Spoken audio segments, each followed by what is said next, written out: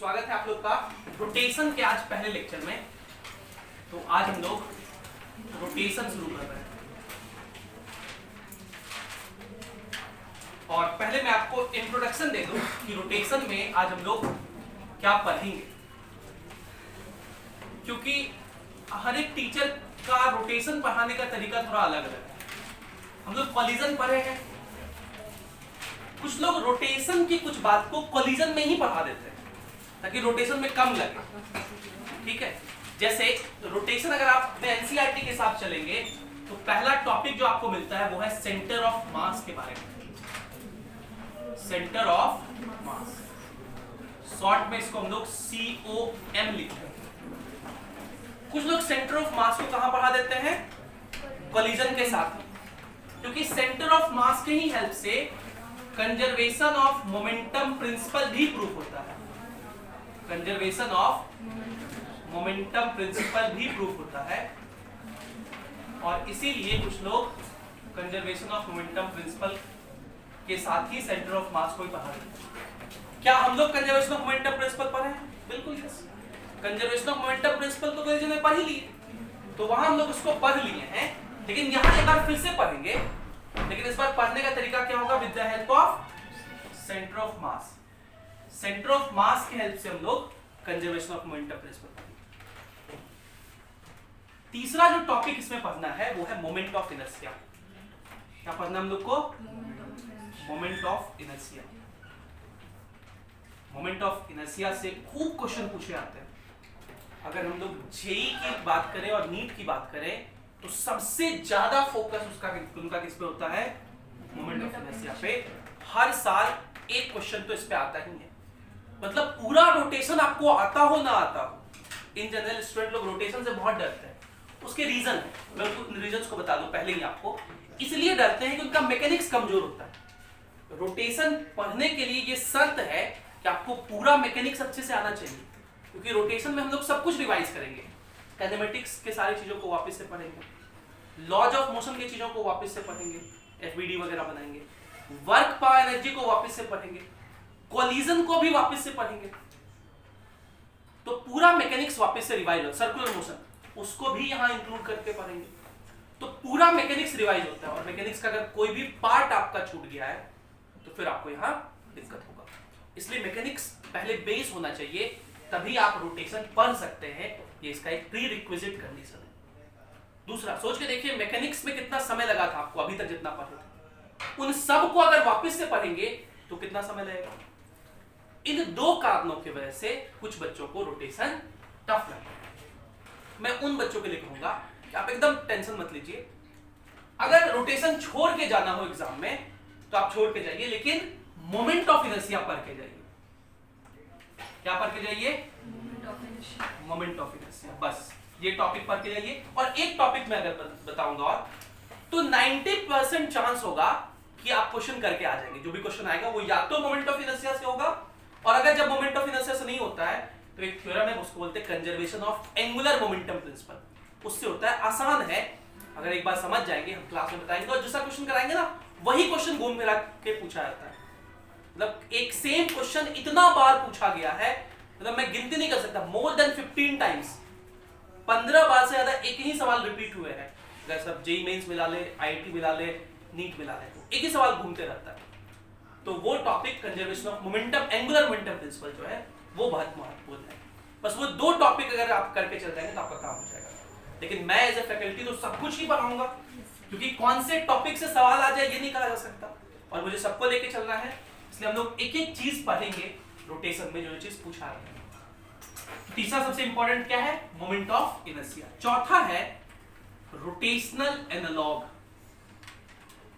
Rotational analogue, और इसमें हर वो चीज जो हम लोग kinematics, laws of motion, work power energy पढ़े हैं, उसका रोटेशनल एनालॉग पढ़ेंगे। मतलब हर उस चीज को रोटेशन में वापस से पढ़ेंगे। मतलब kinematics, laws of motion, work power energy, circular motion and collision, ये सारा चीज laws of motion plus friction included, ये सारा चीज का रोटेशनल एनालॉग पढ़ेंगे, रोटेशन में इस्तेमाल करना सीखेंगे। यहां पे जो आपको टर्म्स मिलेगा, जैसे वहां पर मैं थोड़ा इंट्रोडक्शन दे रहा हूं, जैसे वहां पर मास होता है, यहां पर क्या होता है, मोमेंट ऑफ इनर्शिया। मास कैसा क्या होता है, मोमेंट ऑफ इनर्शिया, इसको रोटेशनल एनालॉग कहते हैं। जो वहां मास था, यहां पे क्या होता है, मोमेंट ऑफ इनर्शिया। जो वहां पे वेलोसिटी था v, यहां पे होता है रोटेशनल वेलोसिटी। रोटेशनल वेलोसिटी या उसी को बोलते हैं एंगुलर वेलोसिटी, या उसे क्या बोलते हैं, एंगुलर वेलोसिटी, ओमेगा से लिखते हैं। अब देखिए थोड़ा सा सर्कुलर मोशन का बात है, तो सर्कुलर मोशन अगर आप पढ़े हैं अच्छे से तो अच्छी बात है, नहीं पढ़े हैं तो यहां आपको पढ़ना पड़ेगा। तीसरा टॉपिक काइनेटिक एनर्जी। जैसे वहां काइनेटिक एनर्जी पढ़े थे, हम एक बस एग्जांपल दे रहे हैं, वहां काइनेटिक एनर्जी क्या पढ़े थे, हाफ mv²। अब देखिए यहां काइनेटिक एनर्जी क्या होगा, हाफ मास का एनालॉग यहां क्या है, I, और v का एनालॉग क्या है, ओमेगा। तो काइनेटिक एनर्जी होगा हाफ I ओमेगा स्क्वायर। इसी तरह सबका रोटेशनल एनालॉग पढ़ना होगा, और सबका रोटेशनल एनालॉग पढ़ेंगे तो सबके ऊपर सवाल भी करेंगे। तो एक ये टॉपिक बहुत महत्वपूर्ण है। इसके बाद जो सबसे पांचवा इंपॉर्टेंट टॉपिक है वो है रोटेशनल इक्विलिब्रियम। वो क्या है, रोटेशनल इक्विलिब्रियम। इस पे भी सवाल खूब पूछे जाते हैं, मतलब मोमेंट ऑफ इनर्शिया इतना नहीं, लेकिन जब मोमेंट ऑफ इनर्शिया से नहीं पूछता है, conservation of angular momentum principle से नहीं पूछता, तब किससे पूछता है, रोटेशनल इक्विलिब्रियम में। और यहाँ पे हम लोग मशीन्स के बारे में थोड़ा सा चर्चा करेंगे, मशीन्स एंड इट्स प्रिंसिपल। अगर आपको बहुत बचपन का चीज याद हो, बहुत बचपन में क्लास 6-7 में एक चैप्टर था आपको simple machines, pulley, load, effort, load arm, effort arm, ये सब क्या होता है उसके बारे में थोड़ा सा चर्चा करते हैं हम लोग उसमें। छठा टॉपिक जो है उसका नाम है angular momentum, angular momentum and conservation of angular momentum principle, COAMP कहते हैं इसको। COMP का मतलब conservation of momentum principle, linear momentum principle, और COAMP का मतलब conservation of angular momentum principle. और सातवां और आखिरी टर्म जो पढ़ेंगे हम लोग वो होगा रोलिंग। सातवां और आखिरी टर्म क्या होगा, रोलिंग। तो 7th टॉपिक जो हम लोग को पढ़ना है उसका नाम क्या है, rolling. And rolling means, rolling तक पहुंचते पहुंचते हम लोग रोटेशन पढ़ लिए, और ट्रांसलेशन तो पहले ही पढ़ चुके थे। जो काइनेमेटिक्स लॉज ऑफ मोशन पढ़े वो क्या है, ट्रांसलेशनल मोशन, सीधा चल रहा है। रोटेशन में क्या पढ़ते हैं, रोटेशनल मोशन। रोलिंग में क्या पढ़ेंगे भाई, जितना बात ट्रांसलेशन में पढ़े और जितना बात रोटेशन में पढ़े, दोनों को मिला दीजिए तो क्या बनता है, रोलिंग। ऐसा तो हो ही सकता है कि कोई पार्टिकल ट्रांसलेट भी कर रहा है, आगे भी बढ़ रहा है, और साथ ही साथ रोटेट भी कर रहा है।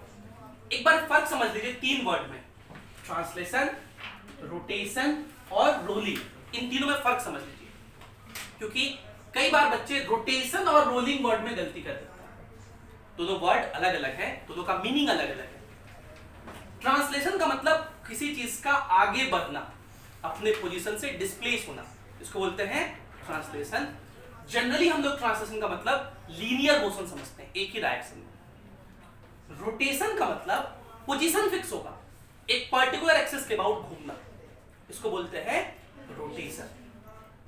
और जब ये दोनों हो, मतलब कोई ऐसा बॉडी जो ट्रांसलेट भी करे और रोल भी करे, सॉरी ट्रांसलेट भी करे और रोटेट भी करे, तो उसको बोलते हैं रोलिंग। जैसे व्हील, आप ऐसे समझिए ये एक व्हील है, ये एक व्हील है, ये व्हील अगर ऐसे चले तो देखिए घूम भी रहा है और आगे भी बढ़ रहा है, इसको बोलते हैं रोलिंग। अगर ये सिर्फ ऐसे चले, ट्रांसलेशन, एक ही जगह रह के ऐसे घूमे, रोटेशन, और घूमते घूमते आगे बढ़े तो रोलिंग। एक बात और, what is the difference between the word rotation and circulation? Rotation और सर्कुलर मोशन में फर्क है। क्या फर्क है? दोनों में पार्टिकल घूमता है, लेकिन जब हम लोग सर्कुलर मोशन कहते हैं तो हम लोग कहते हैं कि एक पार्टिकल घूम रहा है। क्या घूम रहा है? एक पार्टिकल। सर्कुलर मोशन स्टडी करते वक्त हम लोग सब चीज को एक पार्टिकल मानते हैं। घूमेगा कार, लेकिन उस कार को क्या मानेंगे? एक पार्टिकल मानेंगे। लेकिन जब रोटेशन डिस्कस करते हैं तो रोटेशन का मतलब एक पार्टिकल नहीं, सिस्टम ऑफ पार्टिकल घूम रहा है। रोटेशन का मतलब सिस्टम ऑफ पार्टिकल घूम रहा है। जैसे हम लोग कहेंगे देखिए ये रॉड है, ये रॉड इस एक्सिस के अबाउट घूम रहा है, ऐसे तो कहेंगे ये रॉड जो है बहुत सारे पार्टिकल से मिलकर बना हुआ है और ये सारे पार्टिकल इस एक्सिस के अबाउट घूम रहे हैं। ठीक है, तो रोटेशन किसके लिए वर्ड यूज होता है? For a system of particle. क्या इतनी बातें क्लियर है? अब हम लोग आज का इंट्रोडक्शन लेक्चर शुरू करते हैं। सेंटर ऑफ मास पढ़ने से पहले हम लोग को थोड़ा सा इंट्रोडक्शन लेक्चर जानना पड़ेगा, और वो इंट्रोडक्शन शुरू होता है रोटेशन के डेफिनेशन से। पहले रोटेशन का डेफिनेशन लिख लेते हैं, फिर हम लोग सेंटर ऑफ मास शुरू करेंगे। लिखिए रोटेशन क्या है? It is a motion of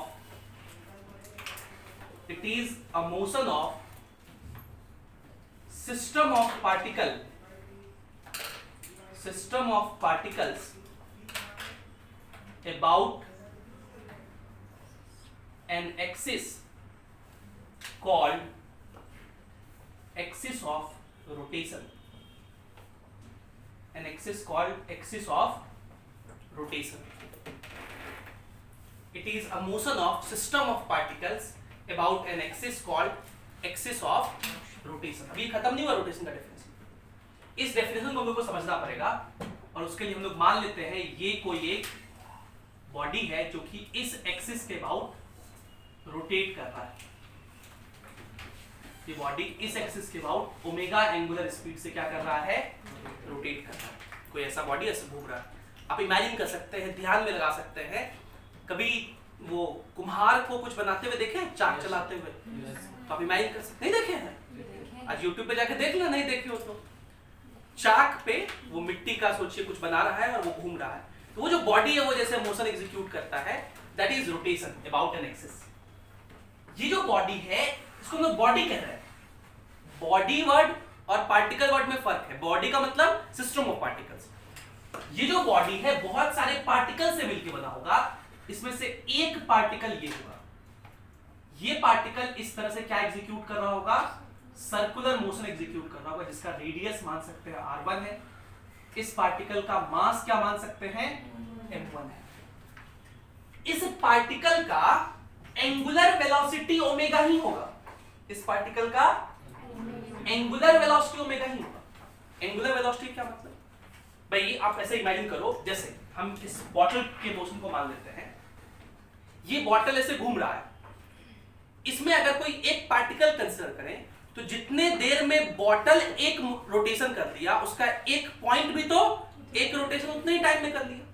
बोलिए, तो एंगुलर स्पीड सेम है, लेकिन लीनियर स्पीड जो होगा हर पार्टिकल का अलग अलग होगा। मतलब इसका ओमेगा तो वही होगा, इसी के बराबर होगा, लेकिन इस पार्टिकल का लीनियर स्पीड v जो होता है, v का फॉर्मूला होता है ओमेगा r। v का फॉर्मूला क्या होता है? Omega into r। r क्या है? रेडियस। सारे पार्टिकल का रेडियस क्या होगा? अलग अलग होगा। जो पार्टिकल नजदीक होगा उसका रेडियस एक्सिस से कम होगा, जो पार्टिकल दूर होगा। अगर कोई पार्टिकल यहां पर है, इस पार्टिकल का मोशन देखेंगे तो ये पार्टिकल ऐसे सर्कुलर मोशन एग्जीक्यूट करेगा। इसका मास m2 है, इसका रेडियस r2 है। तो सारे पार्टिकल का डिस्टेंस अलग अलग है, इसलिए लीनियर स्पीड क्या होगा? अलग अलग होगा। पहले वाले का v1 क्या कहेंगे? Omega r1। इसका लीनियर स्पीड v2 क्या कहेंगे? Omega r2। ओमेगा इसका भी वही होगा। इस बात को अगर आप फील करना चाहते हैं तो कभी ऑटो में बैठिए, कभी ऑटो में बैठ जाइए, और ऑटो में वो वाला ड्राइवर के साथ बैठिए जो ड्राइवर ऐसे करके बैठाता है, उसके साथ बैठ जाइए। ठीक है, आप दो कंडीशन हो सकते हैं, या तो आप सबसे एक्सट्रीमिटी पे होंगे, सबसे आखिरी वाले सीट पे होंगे, या तो बीच वाले सीट पे होंगे। आप ये नोटिस करेंगे जब वो ऑटो वाला टर्न लेगा खतरनाक सा, तो सबसे कोना में बैठा हुआ है वो सबसे ज्यादा वल्नरेबल होता है, सबसे ज्यादा चांस होता है उसके पिका जाने का। है ना, उसके बगल में जो आदमी बैठा हुआ है उसका कम चांस होगा, मतलब फेंका भी जाएगा तो इसका फेंकाने का चांस, क्योंकि इसका वेलोसिटी कम होगा, एंगुलर वेलोसिटी सेम होगा। ऐसा थोड़ी है कि ऑटो वाला टर्न लिया तो पीछे वाला बोलेगा भाई हम लेट से आते हैं, मतलब कोना वाला बोलेगा, इधर वाला बोलेगा नहीं नहीं हम चलते हैं तुम्हारे साथ, वो पीछे रह जाएगा, टर्न तो एक ही साथ लेगा। तो ओमेगा क्या है, लेकिन लीनियर वेलोसिटी अलग अलग है क्योंकि डिस्टेंस अलग अलग है। इस बात को आप ऐसे कैसे समझ सकते हैं, जैसे मान लीजिए एक इस तरह से कार है, ठीक है, और इसमें हम दो पार्टिकल ले रहे हैं, एक ये पार्टिकल दूसरा ये पार्टिकल, और इसको सर्कुलर मोशन रोटेशन एग्जीक्यूट करना है ऐसे, ठीक है। ये यहां आप समझ पा रहे हैं हम क्या कहना चाह रहे हैं, ये ऐसे चला ये ऐसे घूम रहा है। अब इस पॉइंट को देखिए, ये कहेगा देखो भाई मुझे तो इतना ही डिस्टेंस ट्रेवल करना है ना, ये पॉइंट क्या कहेगा, 1 नंबर कहेगा कि मुझे इतना डिस्टेंस ट्रेवल करना है, ये 2 नंबर पॉइंट क्या कहेगा, मुझे तो इतना डिस्टेंस ट्रेवल करना है। तो 2 नंबर के लिए डिस्टेंस क्या है, ज्यादा है, 2 नंबर के लिए, 1 नंबर के लिए डिस्टेंस, लेकिन अगर एंगुलर डिस्टेंस कहें, अगर हम लोग एंगुलर डिस्टेंस देखें तो दोनों जो एंगल चला वो क्या चला, सेम ही चला। तो ओमेगा क्या होता है, angular velocity by time, time तो दोनों के लिए सेम होगी, कैसे थोड़ी कि ये पॉइंट अलग निकल जाएगा ये अलग निकल जाएगा। कार का भाई दो चक्का है, अब इस दो चक्के को समझ सकते हैं, एक नजदीक है एक दूसरा क्या है दूर है, दोनों चक्का को डिस्टेंस अलग अलग चल रहा है लेकिन रहना तो साथ ही है ना भाई, एक ही एक्सल से जुड़ा हुआ है ना। ऐसा थोड़ी एक चक्का कहेगा मैं चाय पी के आता हूं दूसरा चल जाएगा, बोलो दोनों चक्के को साथ ही रहना, ये ऐसे घूमेगा। तो ये पहला वाला चक्का जो है इसको डिस्टेंस कम चलना पड़ा, दूसरे वाले को डिस्टेंस ज्यादा चलना पड़ा। तो ये तो कहे कि भाई मेरे को ज्यादा स्पीड दो, मेरे को स्पीड क्या दो, ज्यादा दो, तो इसको स्पीड ज्यादा दे देंगे, ये v2 होगा, ये क्या होगा v1 होगा। लेकिन दोनों का एंगुलर स्पीड क्या देंगे हम लोग, सेम ही देंगे, ओमेगा सेम देंगे, ताकि दोनों चक्का हर समय साथ साथ चले, एंगुलर स्पीड साथ ले। सीधा चलने में ये प्रॉब्लम नहीं हो रहा था, सीधा चक्का था, ये बोल रहा चलो ना जितना देर चल रहा है, ये भी सीधा चल रहा है, दोनों बराबर डिस्टेंस चल रहा है। मतलब जब ट्रांसलेशन होता है तो हर पार्टिकल इक्वल डिस्टेंस चलता है, इक्वल वेलोसिटी से चलता है, लीनियर वेलोसिटी क्या रहता है, सेम रहता है। लेकिन जब रोटेशन होता है तो पार्टिकल्स का एंगुलर वेलोसिटी सेम रहता है, लीनियर वेलोसिटी सेम नहीं रहता। और जब रोटेशन होता है तो इस सिस्टम ऑफ पार्टिकल्स के सारे पार्टिकल सर्कुलर मोशन एग्जीक्यूट करते हैं। क्या एग्जीक्यूट करते हैं, सर्कुलर मोशन। जिन सर्कल्स का सेंटर जो होता है वो एक लाइन पे लाई करता है, और इसी लाइन को हम लोग क्या बोलते हैं, एक्सिस ऑफ रोटेशन। इसे क्या बोलते हैं, एक्सिस ऑफ। और ये जो एक्सिस ऑफ रोटेशन है वो इस सर्कल के प्लेन के परपेंडिकुलर। टेक्निकल वर्ड्स हो गए क्या, फिर से ये सारे पार्टिकल्स क्या एग्जीक्यूट करते हैं, सर्कुलर मोशन। सबका एंगुलर स्पीड, लीनियर स्पीड अलग अलग होता है। ये सारे पार्टिकल्स का सेंटर जो होता है, सर्कुलर मोशन का सेंटर, वो किस पे लाई करता है, एक्सिस ऑफ रोटेशन पे। जो एक्सिस ऑफ रोटेशन जो है इन सर्कल्स के प्लेन के क्या है, परपेंडिकुलर है। पक्का बात, यही लिखना हम लोग को, यहां के बाद पैरा चेंज करके लिखिए। when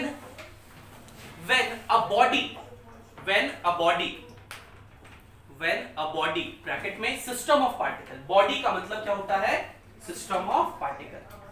so when a body bracket में system of particle executes rotational motion,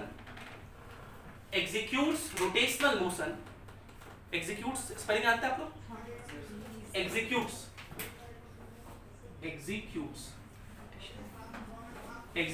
rotational motion, then all the particles of the body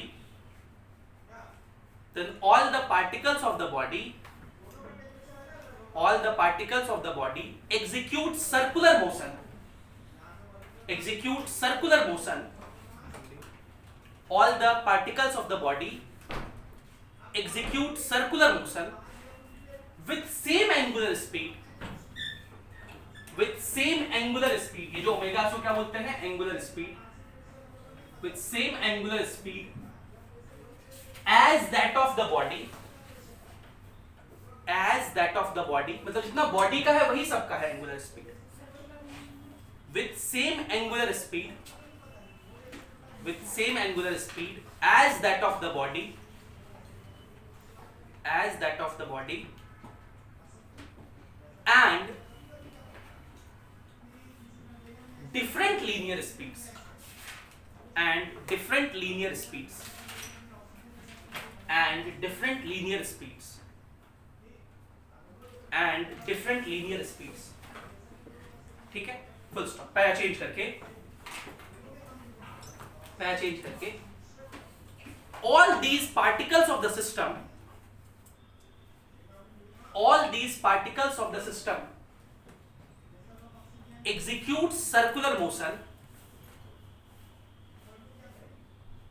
execute circular motion,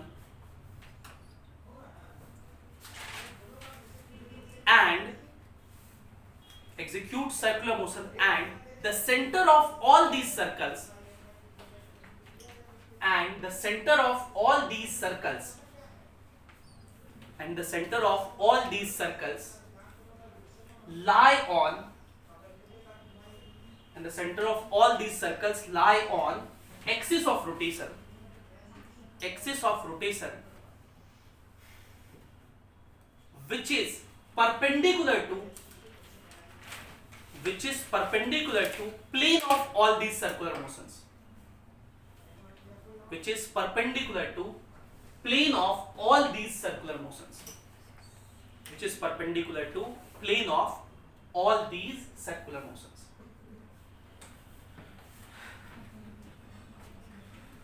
क्या इतनी बातें क्लियर है? उसके नीचे ये दो डायग्राम आप बना लीजिए.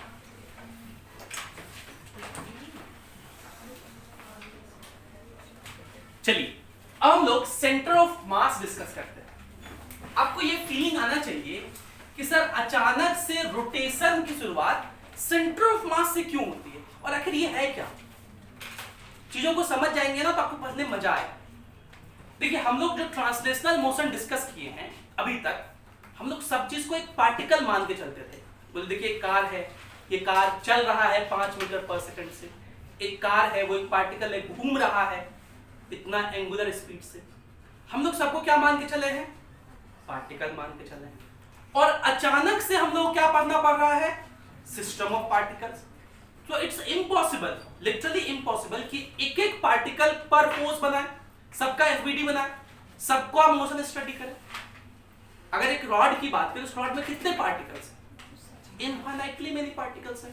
पहला पार्टिकल एक्सिस के जो सबसे नजदीक होगा पहला पार्टिकल होगा. दूसरा पार्टिकल इससे कुछ दूरी पे होगा, बहुत कम दूरी होगा वो तो. और आखिरी पार्टिकल जो होगा वो यहां होगा, जिसका डिस्टेंस इस पॉइंट को अगर रेफरेंस लें तो l लेंथ पे होगा. इतने सारे पार्टिकल्स हैं, सबके मोशन को डिस्कस कर पाना क्या होगा? डिफिकल्ट होगा, लिटरली इम्पॉसिबल होगा. इसीलिए हम लोग एक मकसद पे चले कि जो सिस्टम ऑफ पार्टिकल होगा, जैसे ये रॉड है, इसका एक पॉइंट ढूंढा जाए जिसको हम लोग इस पूरे पार्टिकल का सेंटर ऑफ मास कहेंगे. और वहां पर ये पूरा बॉडी नहीं, इस पूरे बॉडी के मास के बदले एक छोटा पार्टिकल दिखा देंगे और उस पार्टिकल का मोशन डिस्कस कर लेंगे, जो कि हम लोग सीख चुके हैं. और जैसे ही उसका मोशन डिस्कस कर लिए, पूरे बॉडी का मोशन भी लमसम वही होगा, ये पता चल जाएगा. उसका एनर्जी वही होगा, उसका स्पीड वही होगा, ये पता चल जाएगा. हम लोग का काम बन जाएगा. इसलिए हम लोग किसकी चर्चा करते हैं? सेंटर ऑफ मास की. सेंटर ऑफ मास मतलब पूरे सिस्टम के बदले एक पार्टिकल दिखाने का तरीका. समझ रहे मेरी बात? तो सेंटर ऑफ मास का डेफिनेशन है, पहले लिखिए उसका definition. It is a hypothetical point. ये वर्ड बहुत इंपॉर्टेंट है. हाइपोथेटिकल मतलब मनगढ़ंत बात है. जितना बात पढ़ेंगे वो सब क्या है? मनगढ़ंत है. मनगढ़ंत मतलब बनाया हुआ बात है. मतलब ऐसा नहीं है कि इस रॉड का पूरा मास इसके बीच में होता है. नहीं, रॉड का पूरा मास तो हर जगह डिस्ट्रीब्यूटेड है, लेकिन हम लोग कहेंगे कि रॉड का पूरा मास कहां होता है? उसके सेंटर ऑफ मास पे. इसका मतलब क्या है कि आप इस रॉड को भूल जाइए और उसके सेंटर पर एक पूरा, अगर मान लो ये रॉड 1 किलो का है तो ये पूरा 1 किलो कहाँ इमेजिन करिए, उसके सेंटर पर। उसका मोशन डिस्कस कर दीजिए, आपका काम बन जाएगा। लेकिन ऐसा थोड़ी है कि पूरा मास 1 किलो उसके सेंटर पर नहीं है। कुछ बच्चे लोग यही बोलते हैं सेंटर ऑफ मास सर वही वाला पॉइंट है जहां पर उसका सारा वेट फील होता है। फील कुछ नहीं होता, फील तो सब जगह उसका वेट है। आपका बॉडी, आपका मास सब जगह है कि नहीं है? मुंडी काट के अलग कर देंगे, मान लो 60 किलो के हैं तो मुंडी का वजन 1 किलो होगा, 2 किलो होगा, अलग होगा ना। लेकिन अगर इस बॉडी का, हमारे पूरे बॉडी का एक सेंटर ऑफ मास ढूंढा जाए, कहीं होगा एक सेंटर ऑफ मास ढूंढा जाए, तो उस सेंटर ऑफ मास पे हम लोग मान सकते हैं कि पूरे बॉडी के बदले एक पार्टिकल 60 किलो का रख दिया जाए, वो वैसा ही मोशन शो करेगा। लेकिन इसका मतलब थोड़ी कि वो जो सेंटर ऑफ मास होगा, मान लो नेवल एरिया में हुआ तो वहां पे पूरा 60 किलो रख देंगे, 60 किलो वेट वही फील होता होगा, मुंडी का कोई वजन नहीं, ऐसा नहीं है ना। तो ये सब क्या है, एक हाइपोथेटिकल केस है, मनगढ़ंत कहानी है। So it is a hypothetical point where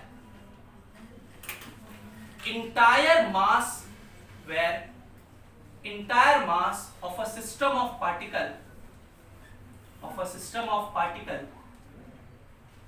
can be assumed to be concentrated.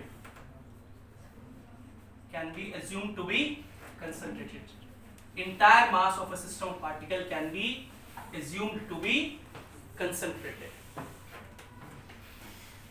ठीक है। दूसरा point, it may lie inside or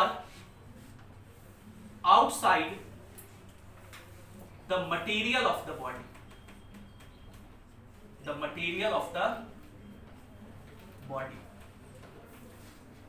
इसका मतलब अभी हम लोग समझेंगे। तीसरा point, for a symmetrical body, और बॉडी का मतलब क्या होता है, system of particles,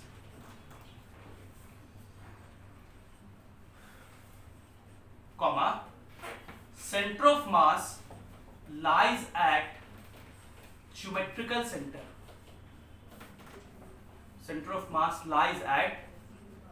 geometrical centre. अब इन तीनों बातों को समझिए। सबसे पहले इस बात से समझते हैं कि सिमेट्रिकल बॉडी का क्या मतलब। सिमेट्रिकल बॉडी का मतलब वैसा बॉडी जिसमें सिमेट्री हो। सिमेट्री मतलब एक जैसा। जैसे अगर हम लोग बात करें रॉड किसका एग्जांपल है, एक सिमेट्रिकल बॉडी का एग्जांपल है। इसका सेंटर आप ढूंढ सकते हैं। इस रॉड का सेंटर ऑफ मास कहां होगा, तो आप कहेंगे इसके ज्योमेट्रिकल सेंटर पर। ज्योमेट्रिकल सेंटर का मतलब जो इसका बीच का पॉइंट होगा। बीच का पॉइंट कहां होगा, यहां पे इसका क्या होगा, सेंटर ऑफ मास। मतलब इस रॉड के मोशन को स्टडी करने के लिए हम लोग एफबीडी किस पॉइंट का बनाएंगे, सेंटर ऑफ मास का। जब भी हम एफबीडी कहें ना तो आप समझ सकते हैं एक बात कि एमजी जो दिखाएंगे, एमजी तो सब जगह लगेगा, तो एक ही जगह अगर दिखाना होगा तो कहां दिखाएंगे, सेंटर ऑफ मास पर दिखाएंगे। एमजी हमेशा कैसे कहां दिखाएंगे, सेंटर ऑफ मास। जैसे इसका एक ऐसे एग्जांपल समझिए, मान लीजिए हम लोग एक हॉरिजॉन्टल रॉड ले लें ऐसे, और इसका एफबीडी बनाना है। क्या बनाना है, एफबीडी। तो इसका एफबीडी कैसे बनाओगे, एमजी कहां दिखाओगे, इसका सेंटर ऑफ मास पर, ऐसे दिखाएंगे एफबीडी। अगर हम ऐसे एक ले लें पार्टिकल, कहेंगे देखिए एक रॉड है और ये जो रॉड है इस एंड पॉइंट से हिंज्ड है। इस एंड पॉइंट से क्या है, हिंज्ड है, और ये एंगल थीटा है। इसका mg दिखाइए, तो इस रॉड का ये लेंथ होगा, ये बीच में वो पॉइंट होगा l/2 पर, यहां दिखाएंगे mg। ये लेंथ कितना कहेंगे, l/2। ये लेंथ कितना कहेंगे, अगर ये लेंथ पूछे तो, ये लेंथ पूछेंगे तो कहोगे l/2 का इधर वाला कंपोनेंट l/2 cos थीटा। जिधर थीटा होता है उधर वाला क्या कहेंगे, अगर ये वाला लेंथ पूछे तो कहोगे l/2 sin थीटा। समझ रहे? अब फिर आगे पढ़ेंगे कि ये फोर्स और ये वाला डिस्टेंस को मल्टीप्लाई कर दें तो टॉर्क बन जाता है। वो सब इससे रिलेट होगा। अभी बस बेसिक इंट्रोडक्शन समझिए। क्या सेंटर ऑफ मास का मीनिंग समझ में आ रहा है? दूसरा पॉइंट हम लोग ये लिखे हैं कि सेंटर ऑफ मास में लाई इनसाइड और outside the material of the body. Material word समझिए, मटेरियल मतलब वो बॉडी जिस मटेरियल का बना हुआ है उसको बोलते हैं मटेरियल। तो सेंटर ऑफ मास मटेरियल में भी हो सकता है या मटेरियल के बाहर भी हो सकता है। जैसे ये रॉड मटेरियल से बना होगा, जैसे ये रॉड है प्लास्टिक से बना होगा, तो इस प्लास्टिक के अंदर ही है, बीच में देखो। ये एक हाइपोथेटिकल पॉइंट हम लोग मान रहे हैं बीच में है, ठीक है। ढूंढने नहीं चलना, इसको फाड़ फूड़ के देखोगे तो दिखेगा नहीं, चिल्ला के देखो भाई हम ये सेंटर ऑफ मास, इसको तो ढूंढ रहे थे, ऐसा कुछ ही नहीं कहेगा।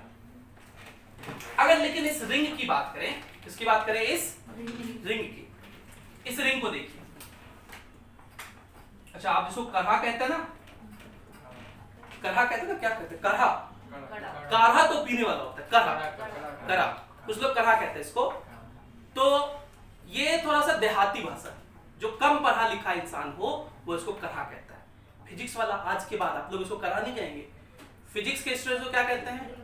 रिंग। जैसे ही देखिए पहला शब्द क्या होना चाहिए? रिंग, ठीक है। भले दूसरा लोग देख करके आपको रिंग है, रिंग अंगूठी होता है, हाथ में पहनते हैं, वो लोग को समझाना नहीं है, लड़ना नहीं है, तो हाँ भाई बिल्कुल सही जवाब दे रहे हो, तुम ही सही हो, तुम ही भगवान हो, हम तो तुच्छ इंसान है।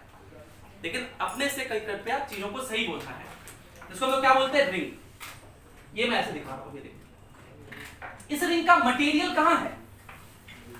मटेरियल, मटेरियल, मटेरियल तो यहां है, देखिए इसको मैं ग्रीन से दिखा रहा हूं, ये ना मटेरियल है, लोहा का बना हुआ है, तो ये है उसका मटेरियल, है ना। लेकिन इसका सेंटर ऑफ मास कहां होगा? उसके ज्योमेट्रिकल सेंटर पे, जो कि ये है, यहां सेंटर ऑफ मास होगा। ये तो हवा है, इसका सेंटर ऑफ मास तो हवा में है। समझ पा रहे हैं मेरी बात? फिर समझिए, ये जो रिंग है, इस रिंग का सेंटर ऑफ मास कहां दिख रहा होगा मुझे? यहां बीच में दिख रहा है आपको? दिख तो नहीं रहा, ये हाइपोथेटिकल पॉइंट है, एज्यूम किए हम लोग, इसका सेंटर ऑफ मास कहां है? बीच में। क्या क्लियर है ये बात? तो इसका सेंटर ऑफ मास का हम लोग एज्यूम कर लिए हैं बीच में। तो यही मैंने लिखा था, सेंटर ऑफ मास मटेरियल में भी हो सकता है, मटेरियल के बाहर भी हो सकता है। क्या सेंटर ऑफ मास का इतना इंट्रोडक्शन क्लियर है? ये तो सेंटर ऑफ मास का थ्योरेटिकल डेफिनेशन था, ये तो सेंटर ऑफ मास का। अब हम लोग सेंटर ऑफ मास का क्या पढ़ेंगे? Mathematical definition. भाई कोई चीज को पढ़ने के लिए हम लोग क्या सीखे हैं? थ्योरेटिकल डेफिनेशन तो पढ़ेंगे ही, क्या पढ़ेंगे? मैथमेटिकल डेफिनेशन भी पढ़ना पड़ेगा।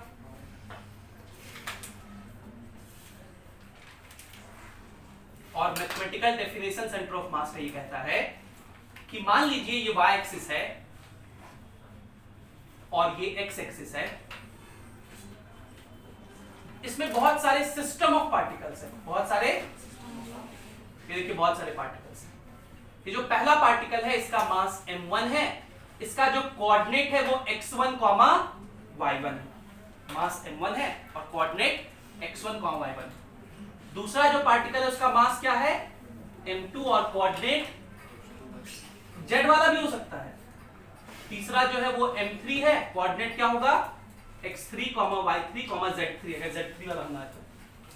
और जो nth होगा उसका मास मान लेते हैं mn है, x कोऑर्डिनेट को xn लिखेंगे, y कोऑर्डिनेट को y1 लिखेंगे।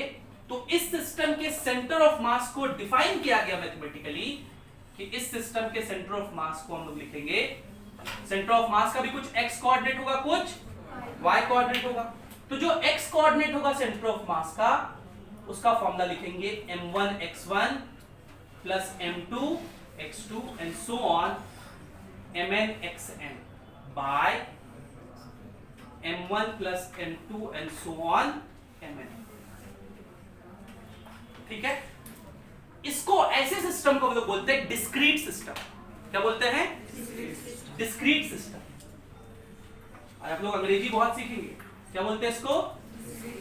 Discrete system. डिस्क्रीट वर्ड का मतलब होता है अलग अलग। डिस्क्रीट वर्ड का मतलब क्या होता है? अलग अलग। इस सिस्टम में जो मासेस है वो अलग अलग है। यहां एक मास है, उसके बाद कुछ गैप है, हवा है, मास नहीं है। यहां एक मास है, फिर कुछ गैप है, ये मास है, फिर कुछ गैप है, ये मास है। इसको बोलते हैं डिस्क्रीट सिस्टम। कुछ मास है अलग अलग है, इसको बोलते हैं डिस्क्रीट सिस्टम। एक होता है कॉन्टिन्यूअस सिस्टम।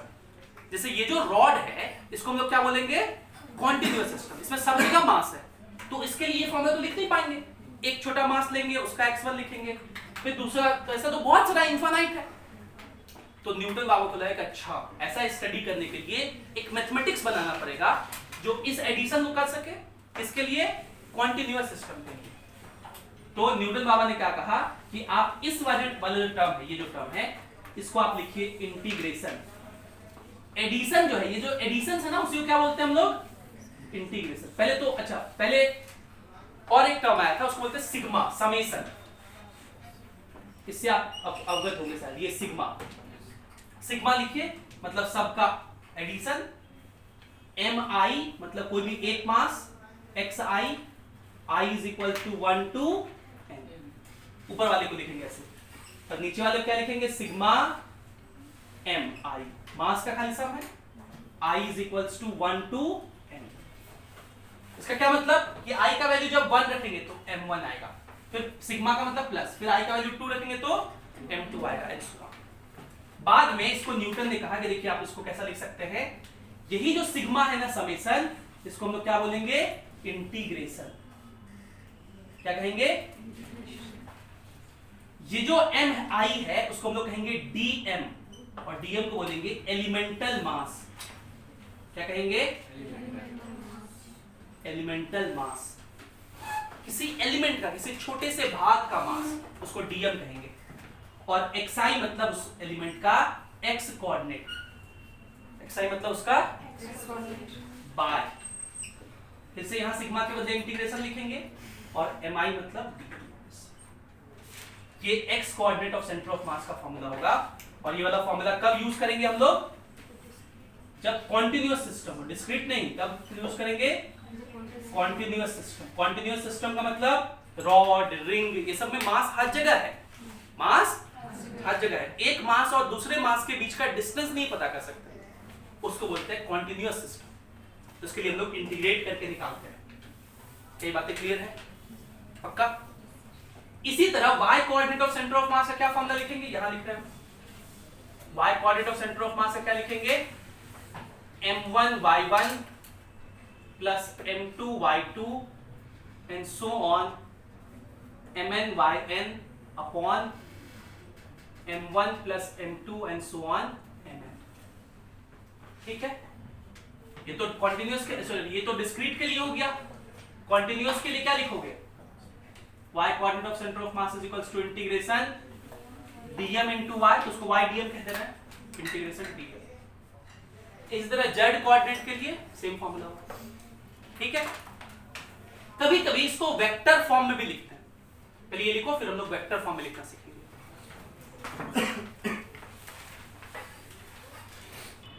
देखिए इस पे ना एक तरह से कभी कभी ऐसे भी सवाल बनता है, पूछा आता है पोजीशन वेक्टर के ऊपर। जैसे ये जो पहला पार्टिकल है उसका पोजीशन वेक्टर, पोजीशन वेक्टर का मतलब उसको ओरिजिन से मिलाने वाला वेक्टर, उसको r1 वेक्टर कहेंगे, और उसको क्या लिखेंगे हम लोग, x1 i cap plus y1 j cap.